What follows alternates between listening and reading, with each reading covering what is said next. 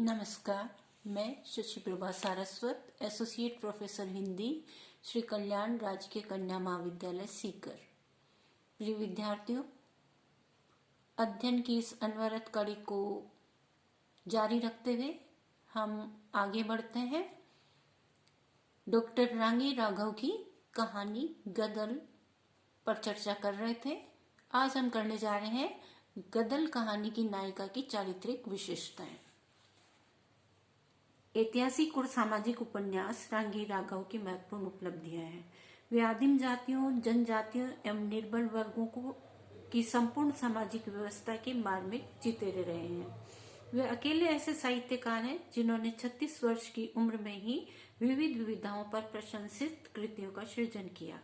रांगी राघव द्वारा गदल एक ऐसी कहानी है जिसमें युग से परे एक शाश्वत जीवन बोध है, प्राणवता है। ये कहानी समस्याओं और घटनाओं से नहीं, सशक्त जीवन और चेतना से जुड़ी हुई है। ये आत्मशक्ति और जिजीविषा की कहानी है। इस कहानी में आंचलिकता पर पूर्ण रूपेण समाई हुई है, इसलिए इसको आंचलिक तथा चरित्र प्रधान कहानी के रूप में स्वीकारा जा सकता है। इस कहानी की नायिका गदल है। नायिका का नाम है गदल। उसके नाम पर ही इस कहानी का शीर्षक गदल रखा गया है।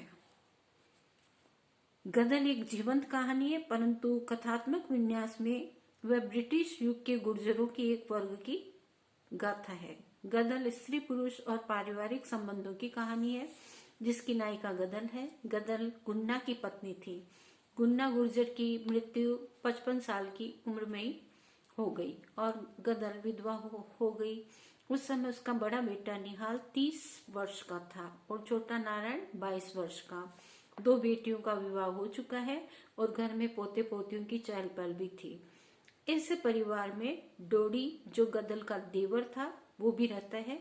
डोडी विदुर है। गदल ने ऐसे परिवार को छोड़कर एक लोहारी गुर्जर से शादी कर ली। इस पर उसकी बहुत बुराई की गई, निंदा की गई। गदल के नए पति मोनी का भरा पूरा परिवार था। गदल जब उसके घर गई तो शाम को उसके बेटे बांध लाए। इस प्रकार दोनों परिवारों के बीच गदल के कारण दुश्मनी हुई और सामाजिक रीति रिवाजों के अनुसार जाति वालों ने उसे दंडित भी किया। देवर के मर जाने पर उसका कामकाज उसने अच्छे तरीके से किया। उस समय के कानून के अनुसार निमंत्रण देकर अधिक लोगों को कामकाज में खिलाया नहीं जा सकता था। ब्रह्मभोज इत्यादि पर ज्यादा लोगों को निमंत्रण नहीं दे सकते थे, परंतु गदल ने सरकार के कानून को मानने से इनकार कर दिया। इसी बीच कुछ विसंगतियां पैदा हुई और बंदूकधारी सिपाहियों ने घर को घेर लिया। गदल ने छत पर बेटों को बंदूक लेकर आने को ललकारा। गोलियां चलने लगी। बिरादरी खाती रही तथा उसके घर के पिछले दरवाजे से निकलती रही। सबको अंधेरे में घर के बाहर भेजकर गदल बंदूक लेकर छत पर सामना करती रही। उसका शरीर छलनी हो गया, पर मरते दम तक गदल ने हिम्मत नहीं हारी।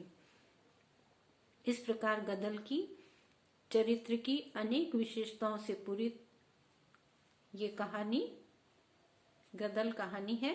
गदल की चारित्रिक विशेषताओं को हम निम्नानुसार बिंदुवार स्पष्ट करेंगे। सबसे पहले आती है निर्भीक महिला। गदल निर्भीक और साहसी महिला थी। वह किसी से भी डरती नहीं थी। पति के मर जाने पर उसने मोनी को अपना पति मान लिया। तब उसके लड़के निहाल ने कहा कि तेरे इस काम के कारण मेरी जगह सही हो रही है, लेकिन गदल उससे भयभीत नहीं हुई। उसने अपने बेटे निहाल से कहा, और तू हाथ उठा के तो देख। स्त्री ने फुफकारा, कड़ी खाए, तेरी सीख पर बिल्लियां चलवा दूं, समझ रखियो, मत जान रखियो, हाँ तेरी आसर तो नहीं हूं। भाभी डोडी ने कहा, क्या भक्ति है, होश में आ। वह आगे बढ़ा। उसने मुड़कर कहा, जाओ सब, तुम सब लोग जाओ। इतना ही नहीं, जब डोडी ने उससे कहा कि तुम्हारे इस कृत्य के कारण सभी लोग हंसते हैं, तब गदल ने निर्भीकता पूर्वक अपनी बात कही कि देवर जब 14 वर्ष की थी तब तेरा भैया मुझे गांव देख गया था। तू उसके साथ तेल पिया लट लेकर मुझे लेने आया था। तब क्या हुआ?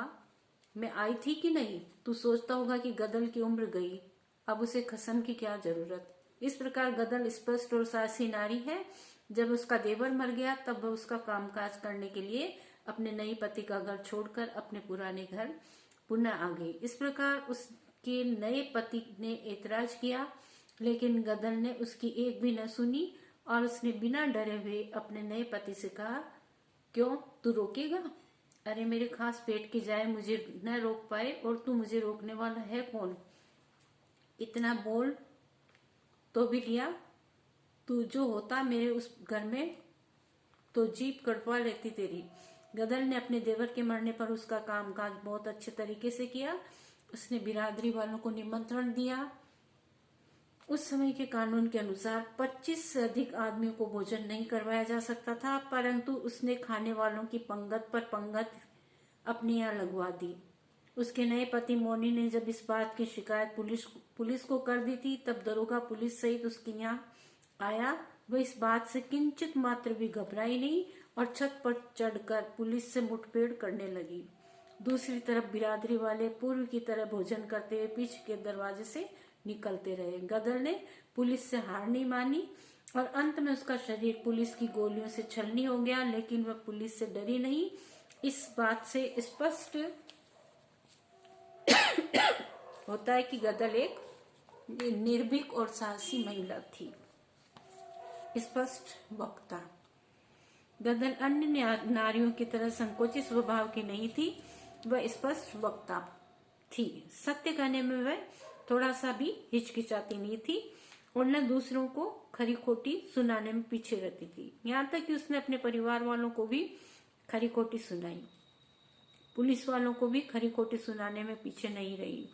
दुल्लो ने अंगड़ाई लेकर जब ये कहा कि आ गई तेरी देवरानी, रात कहाँ आई, तब गदर ने तड़ाक से जवाब दिया, सो जेठानी मेरी, हुक्म नहीं चला मुझ पर, तेरी जैसी बेटियां हैं मेरी, देवर के नाते देवरानी हूँ, तेरी जूती नहीं। दुल्लो सक पका गई। मोरनी उठा ही था, भन्नाया हुआ आया, बोला कहाँ गई थी? गदर ने घूंघट खींच लिया और आवाज नहीं बदली। कहा वहीं ले गए थे मुझे घेर कर, मौका पाके निकल आई। मोनी दब गया। मोनी का बाप बाहर से ही डोर हाथ ले गया। मोनी बढ़ा, कहाँ जाता है? गदर ने पूछा, खेत हार। दुल्लो उस अधेड़ स्त्री के नक्शे देखकर अचरज में खड़ी रही। कैसा फैसला? मोनी ने पूछा। वो उस बड़ी स्त्री से दब गया। हम तो दो जने हैं, अलग करेंगे खाएंगे। उसके उत्तर की प्रतीक्षा किए बिना ही वह कहती रही, कमाई शामिल करो, मैं नहीं रोकती, पर भीतर तो अलग अलग भले।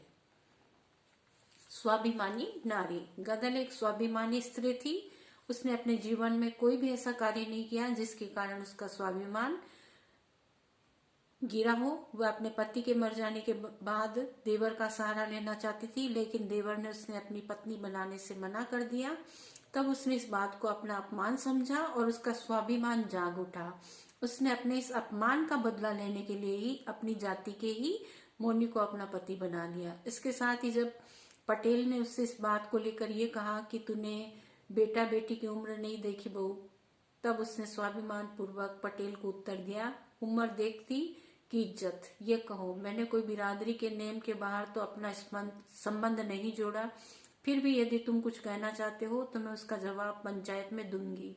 जब पंचायत मोनी पर दंड लगाती है तब उसका स्वाभिमान जाग उठता है और वो मोनी का एहसान अपने ऊपर लेना नहीं चाहती, इसलिए उसने दंड के रूप में कड़े और हंसूली दे दिए। इतना ही नहीं, जब मोनी ने उसको डांटा फटकारा तब उसको सहन नहीं कर पाई और उसका स्वाभिमान जाग उठा और उसने मोनी से कहा, अरे तू तो तब पैदा भी नहीं हुआ था बालम, मुझे क्या सिखाता है तू? जब तू देखे मैंने ऐसी कोई बात की हो तो 1000 बार रोक, पर सोच की ठसक नहीं सहूंगी। किसी भी प्रकार का अपमान सहकर रहना उसके स्वभाव में नहीं था। इसीलिए वह कहती है गदर तो मालकिन बनकर रहती है, समझी, बांदी बनकर नहीं। चाकरी करूंगी तो अपने मर्द की, नहीं तो विधवा मेरे ठेंगे पर। अंग्रेजों द्वारा लगाए गए निमंत्रण को भी वह धार्मिक हस्तक्षेप मानती और कहती है, धर्म धुरंधरों ने तो डुबो ही दी, सारी गुजरात की डूब गई माधो, अब किसी का आसरा नहीं। कायर ही कायर बसे। इसी प्रकार तुम धर्म छीन लो तो हमें जीना हराम है। बिरादरी को महत्व देने वाली स्त्री। गदल ग्रामीण जीवन व्यतीत करने वाली एक अनपढ़ महिला थी। ग्राम्य परिवेश उसके मन और मस्तिष्क में पूरा समाया हुआ था, इसलिए वह जाति बिरादरी के संबंधों को सबसे अधिक महत्व देती थी। उसके पति की मृत्यु के समय उसका छोटा सा कार्य किया इस बात कि उसके मन में शिकायत रही थी। इसीलिए जब उसके देवर की मृत्यु हुई तब वह अपने नए पति का घर छोड़कर उसका बड़ा कार्य करने के लिए अपने घर चली गई। उसने उस समय के कानून के विरुद्ध पूरी जाति बिरादरी को भोज पर निमंत्रण दिया और 25 आदमियों से अधिक को एक साथ निमंत्रित नहीं किया जा सकता था, लेकिन उसने जाति बिरादरी के प्रति आत्मीय भाव रखने के कारण किसी की भी परवाह नहीं की और सबको पंगत में बुलाया। नेतृत्व भाव से परिपूर्ण। गदल कहानी की नायिका नेतृत्व भाव से परिपूर्ण है। उसमें अन्य पात्रों की अपेक्षा नेतृत्व करने की अपूर्व क्षमता समाई हुई है। इसीलिए वह अपने देवर के मरने पर आगे बढ़कर बड़ा कार्य करने की बात करती है और तत्कालीन कानून की परवाह भी नहीं करती है। बिरादरी को भोजन करने के लिए निमंत्रित करती है। वह 25 व्यक्तियों से ज्यादा का भोजन करने का नियम नहीं होने पर भी रास्ता निकाल लेती है और संपूर्ण भोजन व्यवस्था को अपने हाथ में लेती है। जब पुलिस उसका विरोध करती है तब वह छत पर चढ़ जाती है और छत से अपने बेटों को बंदूक लेकर आने के लिए ललकारती है। इतना ही नहीं, वह गोलियां चलाने लगती है और जब तक उसके शरीर में श्वास रहती है तब तक वह पुलिस वालों का सामना करती रहती है। इससे स्पष्ट होता है कि उसमें अपूर्व नेतृत्व की क्षमता विद्यमान थी। बहुत बहुत धन्यवाद।